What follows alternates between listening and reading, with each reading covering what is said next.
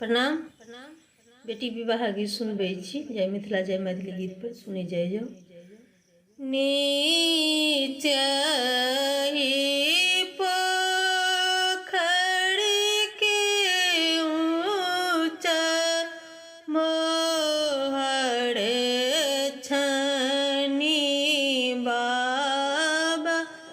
सुतल चादर तानियो जिनका के घर बाबा दिया कुमारी से हो कोना सुतल निश्चिंत जिनका के घर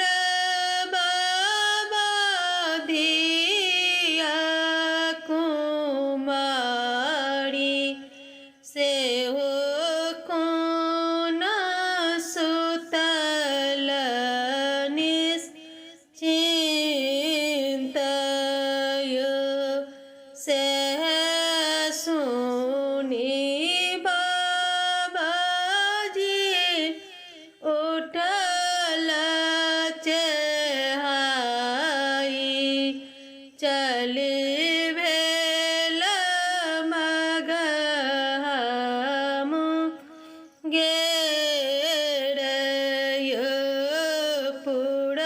पुरबही खोजलहुँ बाबा पश्चिम खोजलहुँ खोजी लेलहुँ मगहा मुंगेर सीता जो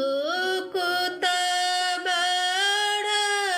कतहु न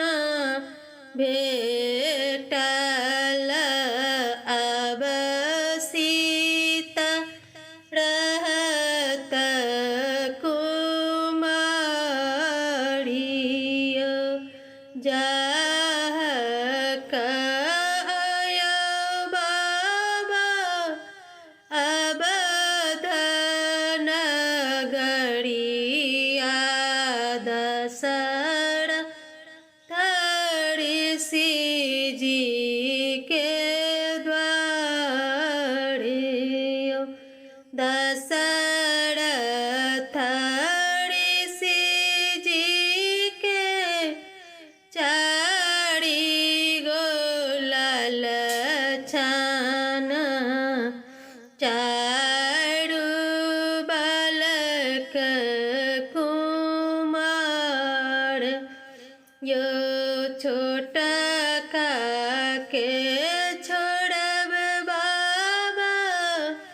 मझला के छोड़बई छोटे बड़े तिलक चढ़ब हे भेल बियाह श्री राम चलू कुहबर